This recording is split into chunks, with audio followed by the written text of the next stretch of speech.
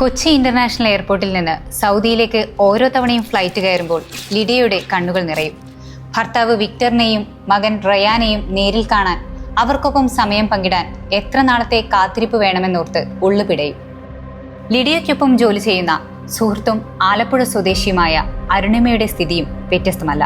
2001 ബംഗളൂരുവിലെ Rajiv Gandhi university and health സയൻസസിൽ നിന്ന് BSc നഴ്സിംഗ് പൂർത്തിയാക്കിയ അരുണിമ ഫിലിപ്പ് മെമ്മോറിയൽ, അപ്പോളോ എന്നീ ഹോസ്പിറ്റലുകളിലാണ് തന്റെ നഴ്സിംഗ് കരിയർ തുടങ്ങിയത്. ജീവിതത്തിന്റെ 4 അറ്റം കൂട്ടിമുട്ടിക്കാനുള്ള തത്രപ്പാടിൽ ലിഡിയെ പോലെ സൗദിയിലേക്ക് ചേക്കേറിയതായിരുന്നു അരുണിമയും. ഈ പറഞ്ഞത് വെറും കഥയല്ല. സൗദിയിൽ 12 വർഷമായി നഴ്സായി ജോലി ചെയ്യുന്ന ലിഡിയ ജോസഫിന്റെയും അരുണിമ ഷാജിയുടെയും യഥാർത്ഥ ജീവിതമാണ്. സ്വാഗതം CanApprove മൈഗ്രേഷൻ റെക്കോർഡ്സിലേക്ക്.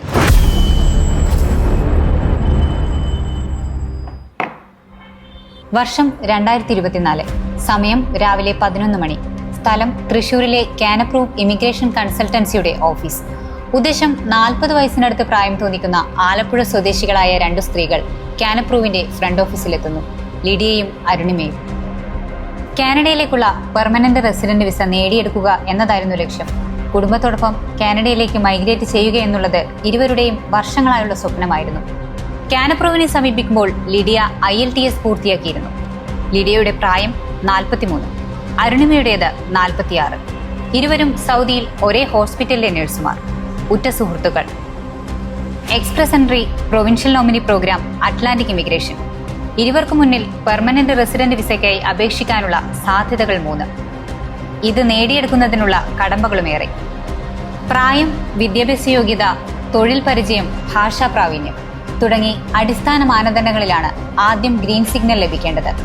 40 വയസ്സിന് മുകളിൽ പ്രായമുള്ളവർക്ക് മൈഗ്രേഷൻ പോസിബിലിറ്റിയും കുറവ്. ലിഡിയയും അരുണിമയും ഭാവിക്ക് മുന്നിൽ പകച്ചുനിന്ന നിമിഷങ്ങൾ. ചില തിരഞ്ഞെടുപ്പുകൾ ജീവിതത്തിലെ നിർണായക വഴിത്തിരിവുകളാകും. തങ്ങളുടെ സ്വപ്ന സാക്ഷാത്കാരത്തിനായി CanApprove തെരഞ്ഞെടുത്തത് ലിഡിയയുടെയും അരുണിമയുടെയും ജീവിതത്തിലെ അത്തരമൊരു വഴിത്തിരിവായിരുന്നു. 2024 മാർച്ചിലാണ് ഇരുവരും CanApproveന്റെ കൃത്യമായ ഗൈഡൻസോടെ ഇമിഗ്രേഷൻ നടപടികൾ ആരംഭിക്കുന്നത്. ആദ്യഘട്ടമായ എഡ്യൂക്കേഷണൽ ക്രെഡൻഷ്യൽ അസസ്മെന്റ് പ്രോസസ് പൂർത്തിയാക്കുന്നത് 2025 ഫെബ്രുവരിയിൽ.